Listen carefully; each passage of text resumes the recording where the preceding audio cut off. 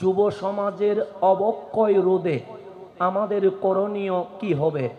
আজকের এই বিষয় সোহদায়ে কারবালা মাহফিলে কেন দেওয়া হয়েছে?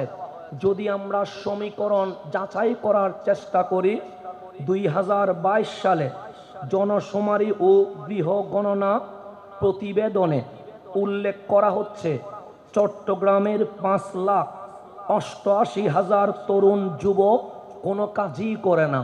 কেউ হয়তোবা মাদক সেবী হয়ে আছে, কেউ হয়তোবা কিশোর গ্যাংয়ে আছে, কেউ হয়তোবা গেমস আর নাটক জেনা বেবিচারে আছে। চট্টগ্রামে যদি 5,88,000 যুবক কোনো কাজই না করে, তাহলে সারা বাংলার যুবকের কি অবস্থা? সারা বাংলার যুবক যদি এই অবস্থা হয়, সারা বিশ্বের যুবকের কি অবস্থা?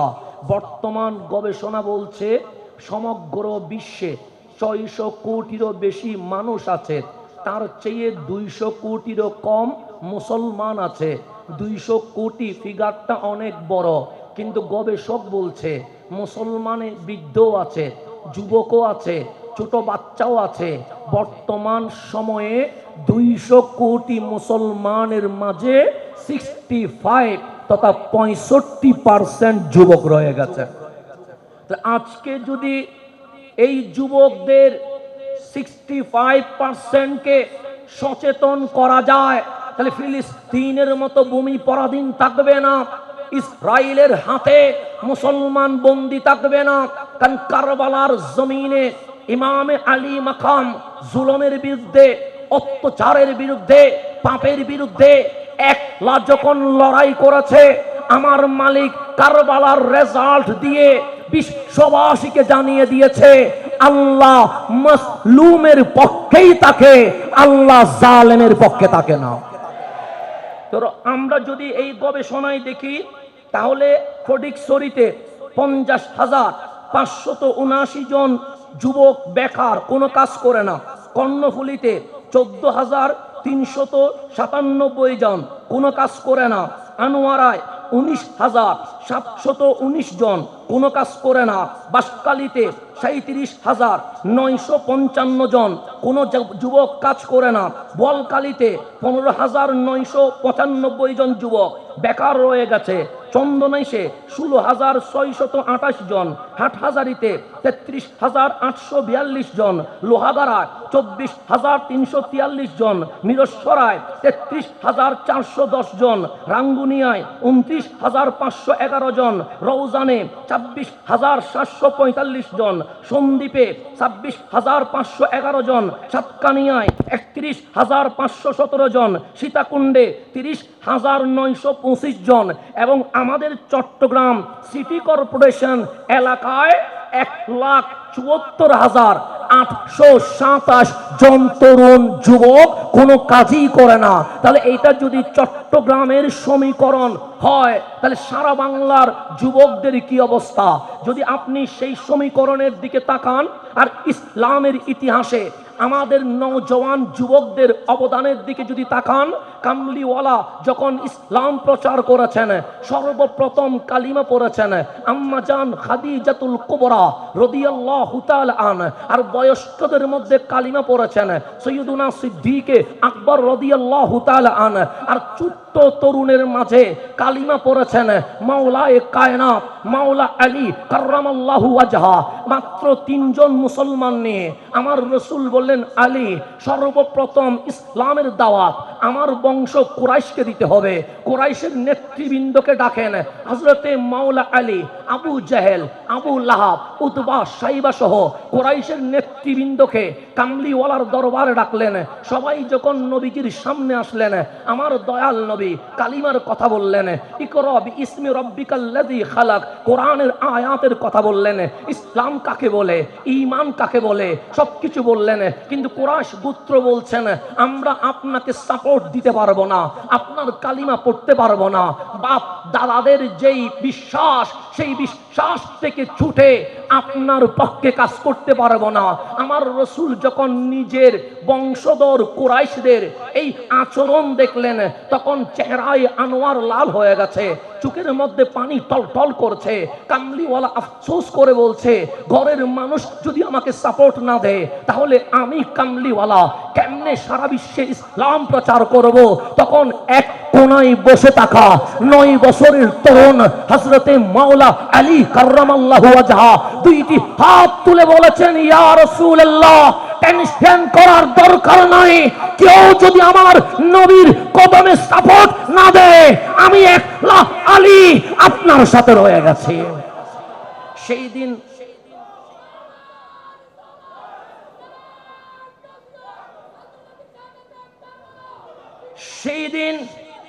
দিন মাওলা আলীর এক হুঙ্কারে আমার রসুল ডাক দিয়ে বলছেন, আলী কাজ হবে। কারণ এইরকম তারুণ্য যুবকের হুঙ্কার যদি আসে, ইসলামের বিজয় আসবে। আল্লাহ বলেন, হাবিব গোপনে ইসলামের দাওয়াত দেন, ওপেন হয়েন না। কারণ মানুষের দরকার, শক্তির দরকার। কামলিওয়ালা দাওয়াত দিলেন, 1 বছর গেল, 2 বছর গেল, মাত্র 12-13 জন পেল।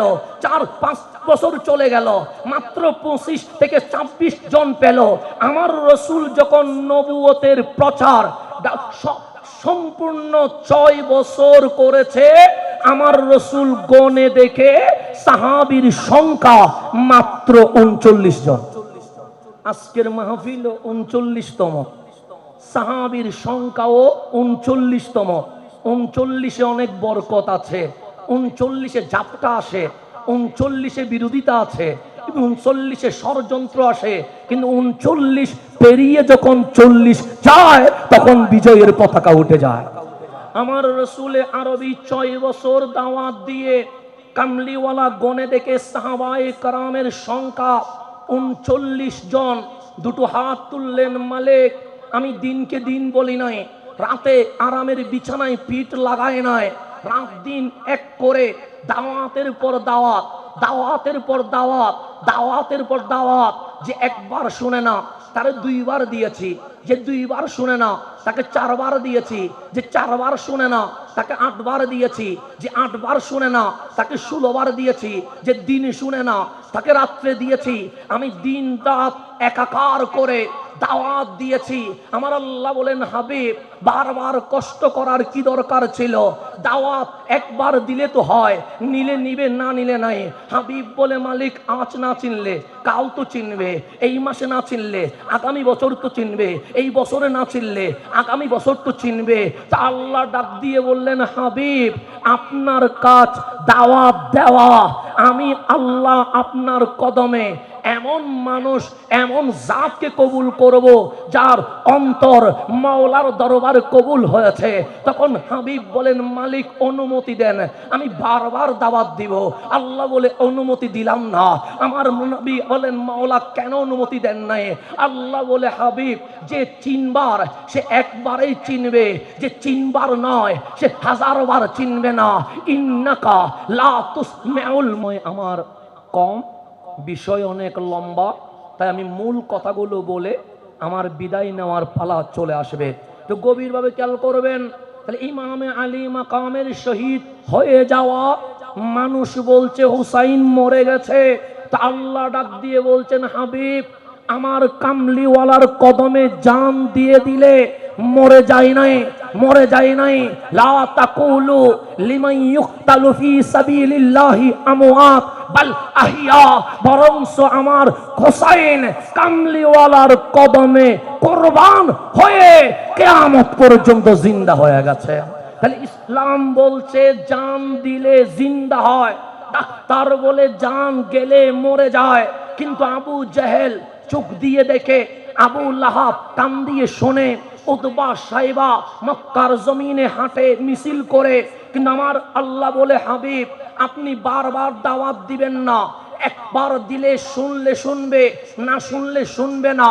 মালিক যখন বললেন দিবেন একবার, রহমতে আলম বলছে কেন 2 বার দিব না? তা আল্লাহ কোরআনে বলছে, ইন্নাকা লা তুসমিউল মাউতা, হাবিব মরারে আপনি শোনাইতে পারবেন না। তো আবু জাহেল তো জিন্দা ছিল, আবু লাহাব তো জিন্দা ছিল, উতবা সাইবা তো জিন্দা ছিল। আল্লাহ বলে যেই চোখ আমার কামলিওয়ালারে চিনে নাই, যেই কান কামলিওয়ালার কথা শুনতে পারে নাই, যেই জিহ্বা আমার মুস্তাফার শান গাইতে পারে নাই, দুনিয়াতে জিন্দা থাকলেও সে দুনিয়াতেই মরে গেছে। তাহলে আমরা আজ সোদায়ে কারবালা থেকে শিখেছি, নবী চিনলে জিন্দা, নবী না চিনলে মরা। এখন আসেন গভীরভাবে খেয়াল করবেন। তা আল্লাহর হাবিব 39 জনকে নিয়ে দুইটি হাত তুলে চোখের পানি ছেড়ে দিয়েছে। আমার রহমান ডাক দিয়ে বললেন, হাবিব কাঁদেন কেন? আমি তো আপনার উপর রাজি আছি। ওয়ালা সাউফা ইউতিকা রব্বুকা ফাতারদা। সবাই চায় মাওলা রাজি হোক, মাওলা চায় হাবিব রাজি হোক, আপনি কাঁদছেন কেন? হাবিব বলেন, মালিক 6 বছরে দাওয়াত দিয়া 39 জন মুসলমান হলো। আজ আমার ডানে, আমার বামে, আমার সামনে, আমার পিছনে অগণিত মুসলিম রয়ে গেছে রহমতুল্লিল আলামিন। ওরা ঈমানের কালিমা না পড়ার কারণে জাহান্নামে চলে যাবে, আমি তো মানতে পারবো না। আল্লাহ বলে, হাবিব কলব পরিষ্কার না হলে আমি তারে আমার কামলিওয়ালার সাহাবী বানাবো না। আল্লাহর হাবিব বললেন, মালিক আমি দেখেছি মক্কায় গরিব মানুষ আছে, মধ্যবিত্ত মানুষ আছে, কোরআনের শব্দ শুনলে নবীর কাছে আসতে চায়। মধ্যবিত্ত আমারে দেখলে চাতক পাখির মতো তাকিয়ে থাকে, কিন্তু আবু জাহেলের মতো দাপটওয়ালা, আবু লাহাবের মতো ক্ষমতাওয়ালা, উতবা সাইবার মতো তো ক্ষমতাশীল মানুষের ভয়ে আমার কাছে আসতে পারে না। তা আল্লাহ বলে, হাবিব আপনি কি চান? হাবিব বলে, মালিক যারা আসতে চায় তাদের পথে কেউ বাধা দিক সেটা আমি চাই না, সমাধান কি? তখন হাবিব বলে, মালিক দোয়া করব, দুইটা মানুষের নাম প্রস্তাব করব, একটা মানুষের যদি কবুল করো তাহলে আমার ইসলামের দাওয়াতের পথ আজকে থেকে ওপেন হয়ে যাবে। বলবো 2 জনের নাম, কবুল করবেন কয়জন? একজন যদি বলতেন 2 জন তাহলে আল্লাহ 2 জনই রাখতেন। আল্লাহ বলেন, হাবিব কবুল বলেন। তখন হাবিব বলেন, মালিক এই ইসলামের প্রচারের জন্য হয়তো আবু জাহেলকে আমার উম্মত হিসেবে, নয়তো ওমর ইবনুল খাত্তাবকে আমি মুস্তাফার সাহাবী হিসেবে কবুল করে নেন। আল্লাহ বলে, দোয়া কবুল। হাবিব কিছুক্ষণের মধ্যে ওমর ইবনুল খাত্তাব আপনার কদমে এসে কালিমা পড়ে ফেলবে। এখন একটু গভীরভাবে খেয়াল করবেন, গভীরভাবে খেয়াল করবেন। ফারুক আজম আসলেন, সংখ্যা ছিল 39। ফারুক কালিমা পড়লেন, ডাক দিয়ে বললেন, ইয়া রাসূলুল্লাহ ইসলামের দাওয়াতের কি অবস্থা? সে গোপনে, সে এখনো ওপেনে যায় নাই, সে না যায় নাই। কামলিওয়ালারে ওমর ইবনুল খাত্তাব রাদিয়াল্লাহু তাআলা আনহু বললেন, কেন? সে ওমর মাত্র 39 জন। ওমর বলে, আমি সহ আমার হাবিব বলে 40 জন। আজকে যখন ওমর এসে গেছে, ইসলাম আর অপ্রকাশ্যে গোপনে থাকবে না, ওপেন হয়ে যাবে। দুইটা লাইন হয়ে যাক, 20 জন 20 জন করে। একটার সামনে ফারুক আজম থাকবে, আর একটার সামনে নবীর চাচা হামজা থাকবে, আর আমার নবী সামনে থাকবে। কামলিওয়ালার সামনে দুইটা লাইন হয়ে গেছে, 40 জনের কাফেলা আছে বের হয়ে গেছে। বিশ্ববাসী অবাক হয়ে গেছে, কিন্তু যে রাসূল গোপনে ইসলাম প্রচার করছে আজ তো বের হয়ে গেছে। ফারুক আজম হানায়ে কাবার সামনে যখন পৌঁছে গেছে, আবু জাহেল আবু লাহাব আতঙ্কিত হয়ে গেছে। ওমর ইবনুল খাত্তাব বলেন, নবী গো একটু দাঁড়ান। আবু জাহেলের সামনে গিয়ে বলি, ইয়া আবু জাহেল, আবু জাহেল শুনে রেখো, ওমর ইবনুল খাত্তাব আজ কামলিওয়ালার কদমের গোলাম হয়ে গেছে। আজকে থেকে যদি আমার কামলিওয়ালার দিকে আঙ্গুল ওঠে, আমি ওমর আঙ্গুল ভেঙে ফেলবো। ফারুক আজম নওজওয়ান যুবক ওমর ইসলামের দিকে চলে এসেছে। সেই দিন সর্বপ্রথম খানায়ে কাবার সামনে আল্লাহু আকবরের ধ্বনি উঠেছে। একটু গভীরভাবে খেয়াল করবেন। আবু জাহেল বয়সে মুরব্বী ছিলেন, ফারুক আজম বয়সে যুবক ছিলেন। কামলিওয়ালা বললেন 2 থেকে 1। আল্লাহ বলে কবুল। ওমর ইবনুল খাত্তাবকে কবুল করলেন। কেন? আল্লাহ ওমর ইবনুল খাত্তাব রাদিয়াল্লাহু তাআলা আনহুর মাধ্যমে সারা বিশ্বের নওজওয়ান মুসলমানকে মেসেজ দিচ্ছে, ওহে মুসলমান, তোমার কাজ সিনেমা হলে নয়, তোমার কাজ নেটে নয়, তোমার কাজ মাদকে নয়, তোমার কাজ কিশোর গ্যাংয়ে নয়, তোমার কাজ জেনায় নয়। আজকেও যদি ফিলিস্তিনের মসজিদে আকসা স্বাধীন করতে হয়, মুসলমানের নওজওয়ানদেরকে ওমর ইবনুল খাত্তাবের মতো মাঠে নামতে হবে। এই নওজওয়ানের মাধ্যমে ইসলামের বিজয় হবে। এখন আসেন গভীরভাবে খেয়াল করবেন। চট্টগ্রামের রিপোর্ট বলছে যুব সমাজ খারাপ হচ্ছে কেন? অসংখ্য কারণ দেখিয়েছে। সে মোবাইল ফোনে আসক্তির কারণে, খেলাধুলার কারণে, সুস্থ সংস্কৃতি চর্চা না হওয়ার কারণে, সামাজিক কার্যক্রম থেকে যুব সমাজ বিচ্ছিন্ন হওয়ার কারণে, সঠিক শিক্ষা না থাকার কারণে। চট্টগ্রাম মেট্রোপলিটন পুলিশের সিএমপি উপকমিশনার দক্ষিণ মুস্তাফিজুর রহমান বলেন, এর মধ্যে অন্যতম কারণ হচ্ছে সহপাঠীর কারণে, পাড়া মহল্লার বড় ভাইদের কারণে, কিংবা রাজনৈতিক ব্যক্তির প্ররোচনায় পড়ে আজ যুব সমাজ বড় বড় অপরাধের ভিতরে সামিল হয়েছে। এটা আমার কথা নয়, এটা হচ্ছে আমাদের পুলিশ কমিশনারের কথা। এটা গভীরভাবে খেয়াল করবেন। যেটা আজ 1400 বছর পরে এসে স্বীকার করছে, 1400 বছর আগে আমার মাওলা কোরআন অ্যালাউন্স করেছে, তোমার হিরো কখনো খেলোয়াড় হতে পারে না, তোমার হিরো কখনো নায়ক হতে পারে না, তোমার হিরো কখনো লিডার হতে পারে না। কারণ লিডার ততক্ষণ তোমার ইউজ করবে যতক্ষণ লাগে। মসনদ পেয়ে গেলে লিডার তোমাকে ভুলে যাবে। নায়কের কাছে তুমি গেলে নায়কের পাত্তা পাবে না। খেলোয়াড়ের কাছে গেলে খেলোয়াড় সেলফি তুলতে গেলে মাঝে মাঝে তাপ্পরও দেয়। আমরা বাংলাদেশে দেখেছি। তাহলে আপনি গভীরভাবে খেয়াল করবেন, যাদের পিছনে আমরা দৌড়ছি তারা আমাদেরকে নিয়ে ভাবে না। আপনি ইন্টারনেটের ইউটিউবে দেখেন, ইন্ডিয়ান কিং এর নাম শাহরুখ খান। ওনার ভক্ত নাই, বিশ্বে এমন কোন রাষ্ট্র নাই। ওনার সাক্ষাৎকারে বলা হচ্ছে যে আপনার সারা বিশ্বে ফ্যান ফলোয়ার্স ভক্তবৃন্দ আছে, তাদের সম্পর্কে আপনার রায় কি? উনি হাসি দিয়ে বলে, আমি 99% আমার সিনেমার ডায়লগ, আমার পোশাক, আমার জিম, আমার খাওয়া দাওয়া এটা নিয়ে ব্যস্ত থাকি। 1% আমার ফ্যামিলি, সন্তান, আপনজন নিয়ে ভাবি, ভক্ত নিয়ে ভাববার আমার সময় নাই। তাহলে নায়ক বলছে ভক্ত নিয়ে ভাববার সময় নাই, খেলোয়াড় বলছে ভক্ত নিয়ে ভাববার সময় নাই, লিডার বলছে আমার ভক্ত নিয়ে ভাববার সময় নাই। তা আমার কামলিওয়ালা যুব সমাজের তরুণদের অবক্ষয়ের আসল সমাধান দিচ্ছেন। বান্দা, খেলোয়াড়ের পিছনে ঘুরিস না, ও তোরে ভুলে যাবে। লিডারের পিছনে ঘুরিস না, ও তোরে ভুলে যাবে। কোন দুনিয়াদারের পিছনে ঘুরিস না, ও তোরে ভুলে যাবে। ওয়ালামু আন্না ফীকুম রাসূলুল্লাহ, যিনি কবরে, হাসরে, নসরে, ফুলসিরাতে ভুলবে না, উনি রাহমাতুল লিল আলামিন। তোমাদের মাঝে আমি নবী কামলিওয়ালারে দিয়ে দিয়েছি। পাগল যদি হতে হয় আমার মুস্তাফার পাগল হয়ে যাও। এটা কোরআন বলছে।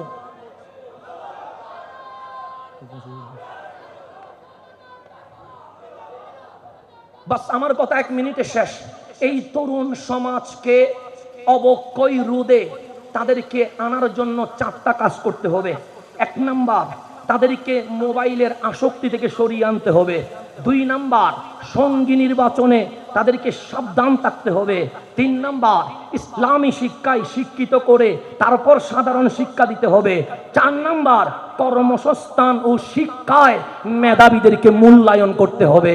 তাহলেই যুব সমাজ অবক্ষয় রূপ থেকে ফিরে এসে তরুণ বাংলার, তরুণ সমাজে সোনার বাংলাদেশ গঠন করবে। এই প্রত্যাশায় বিদায় নিচ্ছি। আসসালামু আলাইকুম ওয়া রাহমাতুল্লাহ। মাশাআল্লাহ, মাশাআল্লাহ।